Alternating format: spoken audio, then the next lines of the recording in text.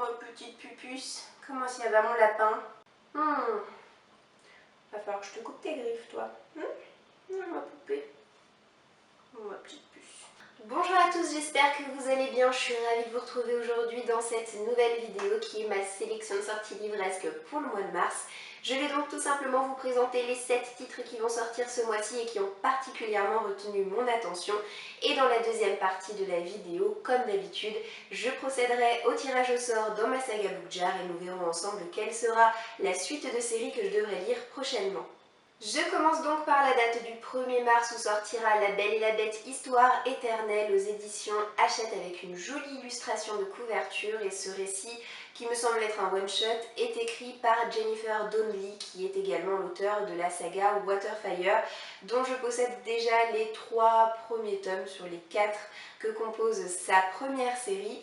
Alors il s'agit plus ou moins d'une réécriture de La Belle et la Bête, mais sans être vraiment une réécriture, puisqu'on va s'attacher plus particulièrement au personnage de Belle qui, en se baladant dans le château de la Bête, va tomber sur l'énorme bibliothèque qu'on connaît bien, et plus particulièrement sur un récit dans lequel elle va littéralement tomber à l'intérieur du livre et vivre toute une série de nouvelles aventures. J'ai très envie de découvrir ce récit parce que La Belle et la Bête, ça reste l'un de mes classiques de Walt Disney préférés, et j'aime beaucoup également la plume de Jennifer Donnelly, donc je me dis que les deux réunis, ça doit donner quelque chose de pas mal du tout. En date du 2 mars sortira Nos cœurs en désaccord aux éditions Pocket Jeunesse, et c'est un récit signé Crystal Sutherland qui me tente beaucoup. Ça m'a l'air d'être un contemporain, une petite romance toute mignonne. On va découvrir Henry qui est un garçon qui rêve du grand amour et qui va un beau jour faire la rencontre de Grace, qui est une jeune fille qui porte une canne et des vêtements de garçon qui sont 3 fois trop grands pour elle. Elle semble cacher un lourd passé. Je ne sais pas du tout quel va être le thème principal de cette histoire, si ça va parler de maladie, si ça va parler de problèmes familiaux. Très honnêtement, je ne sais pas, mais je commence à voir cette couverture un petit peu partout sur la blogosphère et je dois dire que je suis particulièrement intriguée par ce qui peut se cacher à l'intérieur de ce récit. Une sortie qui me fait très envie en date du 9 mars, c'est Dans un silence, écrit par Abby Glines. Ça va sortir aux éditions Hugo Roman dans leur collection New Way. Alors je ne connais pas encore la plume de Abby Glines, je peux simplement vous dire que c'est une auteure particulièrement prolifique aux États-Unis en matière de romance et de parution young adulte. C'est pour toutes ces raisons que j'ai très envie de découvrir cette histoire, d'autant que le résumé est vraiment très prometteur. On va découvrir Maggie qui, il y a 2 ans de ça, a assisté à un véritable drame, c'est-à-dire qu'elle a vu son père tuer sa mère sous ses yeux. Et elle a donc raconté le drame à la police, et après avoir raconté sa version des faits, elle va décider de ne plus jamais ouvrir la bouche, ce qui fait que tout le monde la croit muette désormais. Et un beau jour, il va y avoir un de ses camarades de classe qui va commencer à lui raconter que son père a un cancer, qu'il pense que son père va mourir bientôt. Et du coup, Maggie va enfin ouvrir la bouche et commencer à discuter, mais seulement avec lui.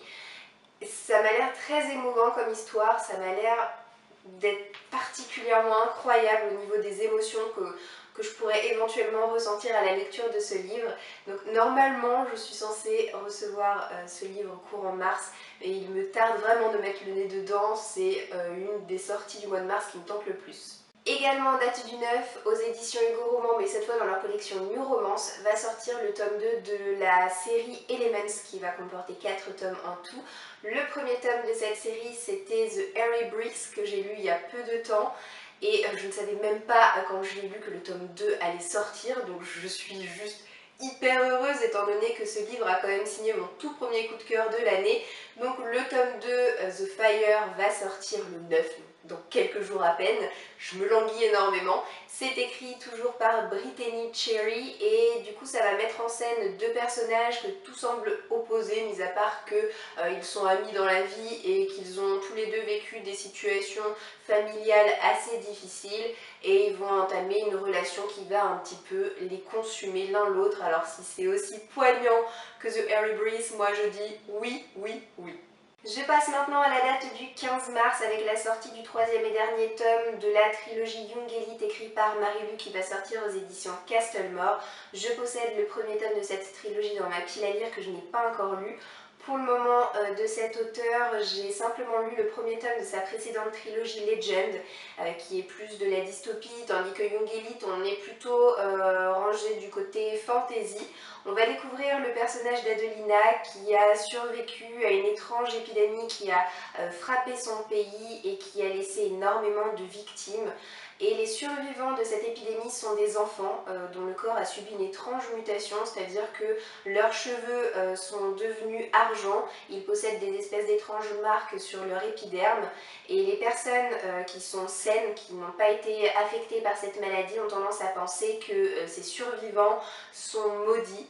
Et il y a une espèce de rumeur qui court qui laisse à penser que ces enfants auraient des super pouvoirs. Alors moi j'entends malédiction, j'entends super pouvoir, on est dans un registre fantasy, tout ça, ça me parle beaucoup, donc j'ai vraiment beaucoup d'impatience à l'idée de découvrir cette histoire. Je passe en date du 16 mars avec l'une des sorties qui me tente le plus ce mois-ci, c'est celle des Sœurs Carmine, écrite par Ariel Holzel, qui va sortir aux éditions Naos. Et a priori c'est de la fantaisie urbaine dans un univers assez proche de ce que peut faire Tim Burton. L'auteur met en scène une jeune fille qui s'appelle Mériver, qui est une voleuse. Elle vole pour gagner sa vie et elle habite en compagnie de ses deux sœurs à Grisaille, qui est une cité gothique dans laquelle il y a plein de luttes de pouvoir pour essayer de récupérer un trône. Et un beau jour, les trois sœurs vont devoir prendre la fuite et elles vont être poursuivies par des assassins, des nécromants, des vampires, mais également des savants fous. C'est cette espèce de mélange assez original qui me donne diablement envie de mettre le nez dans ce livre. La dernière sortie que j'ai à vous présenter pour le mois de mars sortira en date du 29. Il s'agit du 6e tome des aventures de Rebecca King. C'est écrit par Cassandra O'Donnell et ça va sortir aux éditions J'ai lu. Il me semble que ça doit être l'avant-dernier tome de cette saga d'Urban Fantasy que j'apprécie énormément. C'est une de mes séries Beatly de chouchou. Et autant vous dire que l'attente a été extrêmement longue entre le tome 5 et le tome 6, puisque le tome 5 est sorti il y a une éternité de ça, en 2014, voilà. Il aura fallu qu'on attende la fin mars 2017 pour connaître enfin la suite des aventures de Rebecca. J'adore cette série tout simplement parce qu'on a une héroïne haute en couleurs. Rebecca, c'est une sorcière de guerre, elle est également Assaïm, donc sa fonction lui permet d'être à la fois détective privé, shérif, mais également bourreau parmi la communauté surnaturelle du Vermont. Elle possède une fille qui grandit très vite, qui a elle aussi des pouvoirs assez incroyables, et Rebecca doit mener de front son boulot d'Assaïm, son boulot de maman et ses relations de cœur qui sont assez compliquées également. Voilà, tout ça forme un joyeux cocktail. J'apprécie énormément cette saga et il me tarde d'être le 29 mars pour me ruer sur ce livre. Maintenant que je vous ai présenté les sorties qui vont ponctuer le mois de mars, je vais passer à la deuxième partie de ma vidéo, c'est-à-dire le tirage au sort dans ma saga Bookjar. Et contrairement à ce que j'avais annoncé au début de l'année, non, je ne tirerai pas de suite de série, j'en tirerai une seule ce mois-ci, pour la simple et bonne raison que je suis hyper à la bourre. Les deux petits origamis que j'ai tirés au sort début février, je ne les ai pas lus. J'avais tiré au sort le tome 2 du Joyau et le tome 2 de Sid. Je n'ai lu aucun des deux, donc ça craint vraiment beaucoup. C'est pour ces raisons que je vais tirer aujourd'hui un seul petit papier.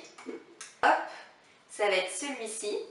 Donc la suite de séries que je vais devoir lire, je peux même pas vous dire en mars, hein, mais bon, un jour viendra, voilà. Comme ça je me mouille pas trop, hein, il faudra déjà que je lise les deux précédents avant. Ça va être... On entend... Ouh, une énorme brique, chouette. Non mais je suis très contente de ce tirage-là. Je vais donc devoir lire dès que possible Ma raison d'espérer, écrit par Rebecca Donovan et sorti aux éditions Pocket Jeunesse. J'ai eu un coup de cœur, c'était quand? C'était pas l'année dernière, c'était l'année d'avant, pour le premier tome de cette trilogie. Apparemment le tome 2 est un petit peu moins bon, mais quoi qu'il en soit, l'ayant en ma possession, il faudra bien que je le lise. Je suis quand même contente de retourner dans cette histoire et je vais essayer quand même de vous atteindre mon exemplaire. Voilà, donc ce sera bientôt parti, je l'espère, pour 600 pages de pur bonheur. Ma vidéo est maintenant terminée, j'espère qu'elle vous aura plu. N'hésitez pas à me dire si certains des livres que je vous ai présentés dans cette vidéo vous intéressent. Quant à moi, je vous souhaite de passer une très bonne journée et je vous dis à bientôt dans une prochaine vidéo. Ciao ciao!